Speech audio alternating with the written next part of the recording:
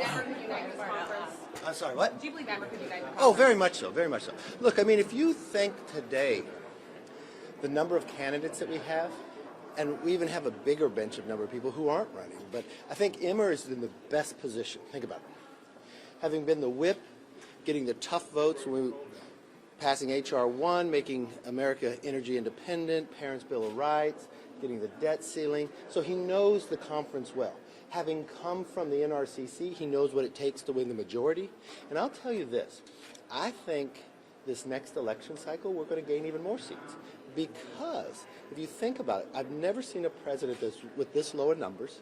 You've got inflation, a wide open border. This is going to be a really good year for Republicans. But how concerned are you that the same thing might happen to Emmer, that some members of the Freedom Caucus, 5 of them, could stop his effort to become Speaker here? Look, you know, for those who do, if they do that, they're going against the conference rule. And there should be consequences for people, because in the conference rules it says you need 50%. And you look, those crazy 8 worked with all the Democrats. I mean, no one thought they'd have. I think it sees that it's such a failure here, it's hard for them to do it again. I don't see how they possibly. What kind of consequences? Running for the speakership? I don't know, because we have the most women ever elected, something I'm very proud of. For when I came in, we were in the minority. We had some of the lowest number of women, most number of women, most number of minority Republicans. We've really expanded. I think the chaos of where it is, I think a number of them would make great speakers, and I believe in the future they will. What consequences should there be for people who vote against the nominee here on the floor? Well, I mean, the consequences should go to those who brought us here. It should be for those 8, because they went against the conference rules. The conference rules was voted on at the beginning that you had to have 50% of the conference to bring up a motion to vacate. And to think 8 would work with all the Democrats, so they partnered with all the Democrats, I just think that part's What do you mean, kick out of the conference? Before you're empowering Mr. McHenry here? I think this gets done this week. I think we'll go a number of rounds here because the size of the number of people who are running, but I think Tom Emmer has the real lead here and probably best poised to bring the conference together and put us on the right path. And if it doesn't get done this week? Oh, it'll get done this week. But I thought that last week too. So when you say there should be consequences for those members, kicked out of the conference, what should happen to those the 8? conference should decide it because you have rules in the conference. They broke the rules of the conference. There should be consequences. Should Emmer get to 217 in this room before he gets to the floor? Should Emmer get 217? Yeah, should he get to 217 before he goes to the I floor? would hope you get to. But look, the guy's the whip. He understands where the votes are. I would trust him going to the floor when he thinks it's right. You seemed pretty frustrated last week. You called it a setback when Congressman Jim Jordan dropped out. Describe what the last 3 weeks have been now on the 3rd round of trying to elect a new nominee. A total embarrassment. To think that you have 96% of your conference's support, but 8 crazies led by Gates could partner with all the Democrats, go against the rules of the conference that everybody voted on and agreed to, and partner with Democrats to bring this total chaos in a time Europe's unstable, all for the idea that I kept the government open, that I made sure our troops were paid. I would do that again today. I mean, think about that. Gates and these 8 wanted to shut the government down. That's why they wanted to remove me from Speaker.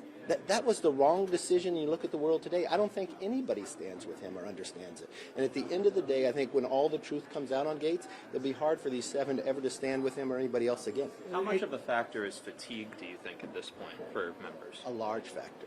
I think they're worn out, they're tired. Look, the other 2 gentlemen who had the nomination, they could have done the job very well. Steve Scalise was poised. He could have done this job. He's very prepared for it. Jim Jordan, very prepared for it. I mean, they all bring different benefits to it. And I think the country is frustrated by it. The conference is frustrated by it. The country is very frustrated with these 8 working with all the Democrats. I mean, they can't understand that, especially going against a conference rule, a Republican conference rule that everybody decided upon this January, that you had to have 50% of the conference to be able to bring up a motion to vacate. Why was that number decided and why was that voted on by the whole body? Because it takes that if you want to remove any other position. So why would this position be different than the others? And who would think 8 Republicans, just 4%, would work with all the Democrats to put us in this mess? That's why they're the crazy 8. So how does this reflect on the GOP, this whole episode reflect on the House GOP at this moment? Oh, very poorly. Very, very poorly. From every aspect. And it's frustrating because it's just a few, these 8, working with all the Democrats, to ruin the reputation of the Republicans. But we'll earn it back. There has to be consequences since they broke the House rules on how we're able to get to. I don't think we ever can get together if there's not consequences. Sir, when you say You told us a couple weeks ago you were worried about people retiring after all this episode. Where are you now, and how do you think members are considering their future as members? Well, you already have Debbie Lesko during this process. There's a number of others who have talked to me. I think they're totally frustrated by the process. I hope they stay with it and be able to go through. Look, I think the political climate has never been better for Republicans. I think we'll win the Senate. Look, since I've been leader, we have only won.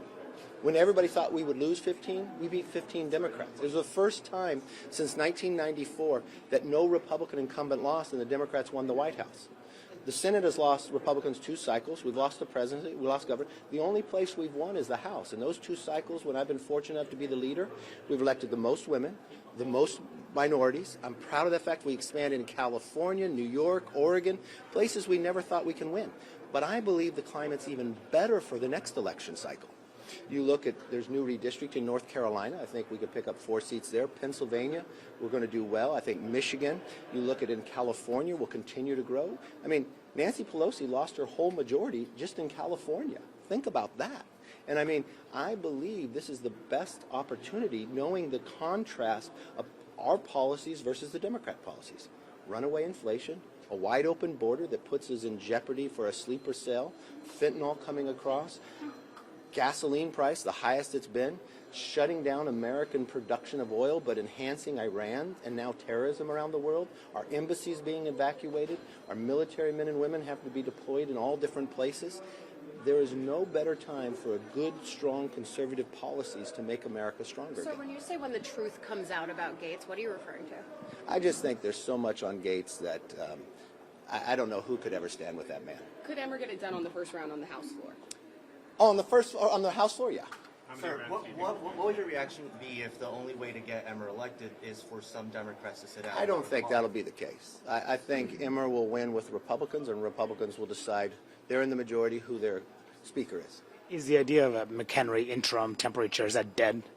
Look, the one thing I would say is you look to the future, because think about this. What the Democrats have done and what Hakeem Jeffries has done is different than any other leader in the Democratic Party.